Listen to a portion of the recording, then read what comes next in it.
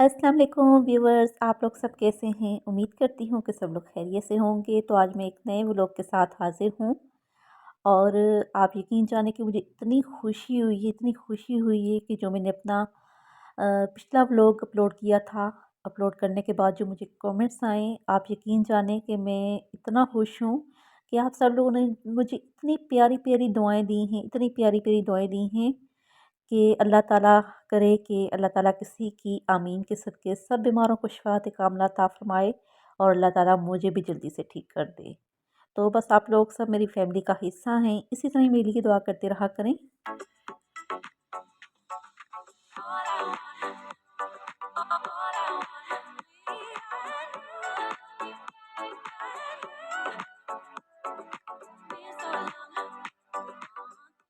तो यहाँ पर मैं अपने लिए नाश्ता बनाने लगी हूँ। सुबह के तकरीबन 8:30 हो रहे हैं और सबसे पहले तो मैंने मूँग की दाल भिगो कर रखी है। मैंने कहा वो बनानी है और पहले भिगो कर रख दूँ ताकि वो जल्दी गल जाएगी। तो जब तक मैंने उसे भिगो कर रखा है तो जब तक मैं अपना नाश्ता तैयार कर लेती हूँ यहाँ पर। और पराठा मैं बहुत ज़्यादा शौक़ से नहीं खाती क्योंकि एक तो मुझे हज़म नहीं होता और दूसरा ये कि ऑयली चीज़ें भी मुझे मना हैं। तो फिर मैं इस तरह की चीज़ें ज़्यादा नहीं इस्तेमाल करती। तो बस मेरा नाश्ता भी हल्का-फुल्का ही होता है। ज़्यादातर मैं रस्क ले लेती हूँ या ब्रेड के स्लाइस ले लेती हूँ और बस इस तरह ही हल्का-फुल्का मैं नाश्ता कर लेती हूँ।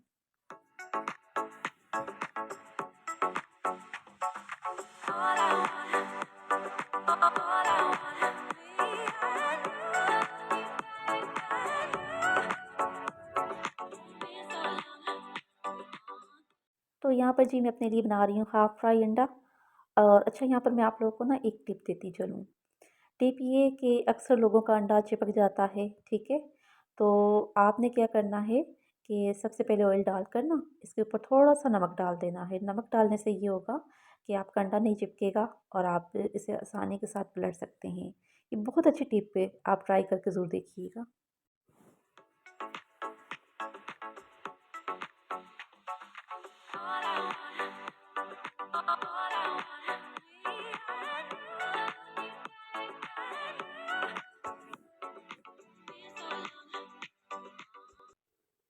तो लीजिए, यहाँ पर मेरी चाय भी बनकर तैयार हो गई है और मुझे बहुत ज़्यादा पत्ती वाली चाय पसंद नहीं है, पत्ती मैं बहुत कम डालती हूँ और इस तरह का कलर मुझे चाय का पसंद है।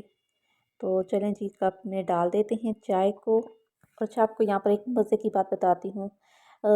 मेरी एक आदत है कि मैं चाय बहुत गरम-गरम पीती हूँ और उबलती हुई चाय जैसे ही मैं कप में डालती हूँ और फ़ौरन से पीना शुरू कर देती हूँ। और यही आदत मेरे अब्बू की भी थी, वो भी जैसी चाय उतरती थी गरम-गरम पीते थे। अल्लाह मेरे अब्बू को जन्नत नसीब करे। तो यहाँ पर मेरा नाश्ता तैयार हो गया है, ठीक है?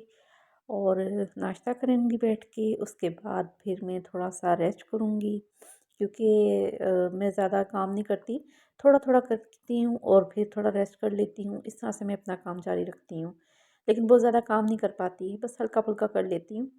तो नाश्ता यहाँ पर मेरा हो रहा है जी। और आप लोगों को एक मज़े की बात बताती हूँ।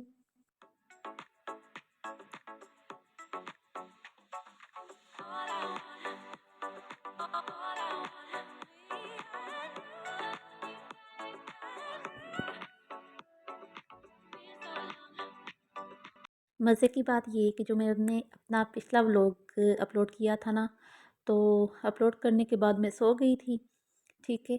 तो रात को 12 बजे मेरी आंटी की कॉल आई मुझे, वो अमेरिका में होती हैं, तो उनके वहाँ पर दिन का टाइम था और हमारे यहाँ पर रात हो रही थी। तो मैं सोई हुई थी, तो अचानक से जब रात को 12 बजे कॉल आई तो मैं डर गई।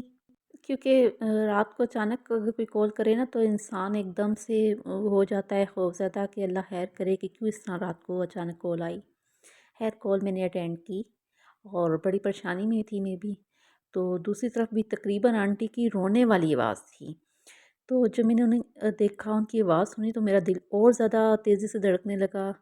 तो मैंने फिर उनसे पूछा, मैंने कहा आंटी खैरियत है? आपने रात को इस टाइम 12 बजे मुझे कॉल की, आपने कभी रात को तो मुझे कॉल नहीं की। तो बड़ा परेशान थी वो मेरे लिए। तो दरअसल उन्होंने मेरे लिए ही कॉल की थी क्योंकि मेरा उन्होंने व्लॉग देखा था जिसमें मैं बहुत रो रही थी, तो वो बड़े परेशान हुई थी। तो उन्होंने मुझसे पूछा कि आशी बेटा, तुम्हारी तबीयत तो ठीक है ना, तुम क्यों रोई हो इस तरह से? और मुझे यहाँ पर सब आशी ही कहते हैं प्यार से। तो फिर मैंने आंटी को कहा, आंटी जी मेरी तबीयत बिल्कुल ठीक है। और बस मैं उस व्लॉग में अब्बू का ज़िक्र कर रही थी, तो करते हुए मुझे फिर यानी मुझसे बर्दाश्त नहीं हुआ और मुझे अब्बू बहुत याद आ रहे थे, तो इसलिए मैं रो पड़ी थी। अल्हम्दुलिल्लाह आंटी जी मेरी तबीयत बिल्कुल ठीक है। और आप सब लोग की दुआएं हैं आंटी मेरे साथ, आप सब लोगों का प्यार है, जो आप सब लोग मुझे याद करते हैं, मेरे लिए दुआएं करते हैं। और इंशाल्लाह मुझे उम्मीद है कि आप सब लोगों की आशी बहुत जल्द ठीक हो जाएगी और एक नॉर्मल ज़िंदगी गुजारेगी। बस आप सब लोग मेरे लिए इसी तरह दुआ करते रहा करें।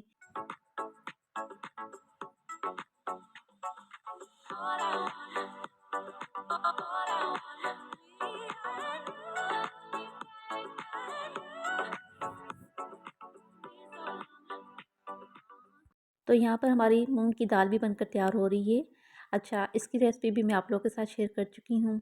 बस मैंने यहाँ पर प्याज ब्राउन किए हैं, अदरक और लहसुन का पेस्ट डाला है इसके अंदर, और इसके अंदर मैंने मटन डाला है। ठीक है, मटन डालने के बाद इसके अंदर मैंने नमक, मिर्च, हल्दी और धनिया पाउडर डाल दिया है।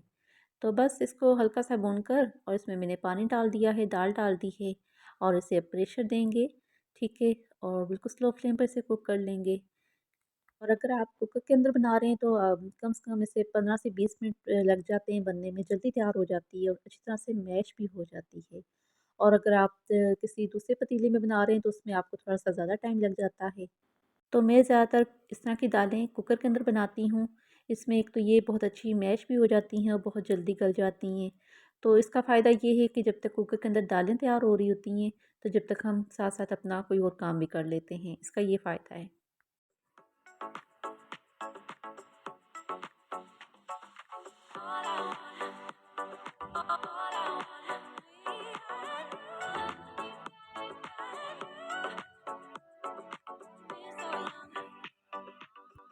तो चलें जी, जब तक हमारी दाल तैयार हो रही है, तो जब तक मैंने सोचा यहाँ पर मैं अपना एक सूट प्रेस कर लेती हूँ।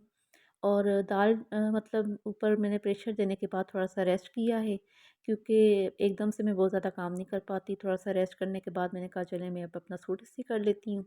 और अब सर्दियाँ भी शुरू होने वाली हैं, तो लॉन के सूट मैंने अब अंदर रख दिए हैं, क्योंकि अब लॉन के सूट नहीं पहने जाते, क्योंकि हल्की-हल्की सी ठंड हो गई है अब। तो अभी खद्दड़ के भी नहीं, ज़्यादा मोटे भी नहीं पहन सकते, क्योंकि बहुत ज़्यादा ठंड नहीं है।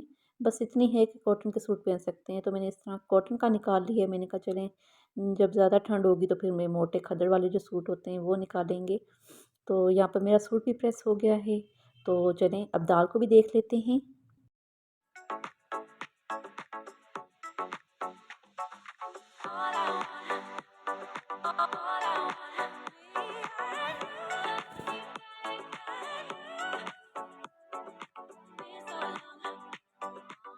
तो चलें जी, दाल तो हमारी पक के तैयार हो गई है और अब हम इसके लिए तड़का तैयार कर लेते हैं, क्योंकि तड़के के बगैर तो हमारी दाल बिल्कुल अधूरी है। तो तड़का लगाने के लिए यहाँ पर मैंने राई दाना डाला है और ज़ीरा डाल दिया है साबुत वाला, और अब मैं इसके अंदर साबुत लाल वाली मिर्च शामिल कर रही हूँ। अच्छा, राई दाने का फ्लेवर ना बहुत ज़बरदस्त लगता है। जब भी आप तड़का लगाएं, दाल को लगाएं या कढ़ी को लगाएं, तो आप उसके अंदर ना राई दाने का इस्तेमाल लाजमी किया करें। तो चलें जी, तड़का हम दाल के अंदर डाल देते हैं, ऊपर से कर देते हैं 2 मिनट के लिए इसे कवर। तो चलें जी, अब मैं इसके अंदर डालूँगी बारीक कटा हुआ हरा धनिया, क्योंकि धनिये के बगैर तो दाल हमारी अधूरी है। और बहुत ही अच्छा सा कलर आ जाता है धनिये से, बहुत अच्छा फ्लेवर होता है। तो यहाँ पर मैं बारीक हरा धनिया डालूँगी काट कर। तो ये था जी मेरा छोटा-सा व्लॉग। उम्मीद करती हूँ कि आप लोगों को ये मेरा व्लॉग ज़रूर पसंद आएगा, और अपना बहुत सारा ख़्याल रखिएगा। मुझे भी अपनी दुआ में याद रखा करें, मेरे लिए भी दुआ करते रहा करें। इंशाल्लाह बहुत जल्द आऊँगी एक नए व्लॉग के साथ। तो अपना बहुत सारा ख़्याल रखिएगा। अल्लाह हाफ़िज़।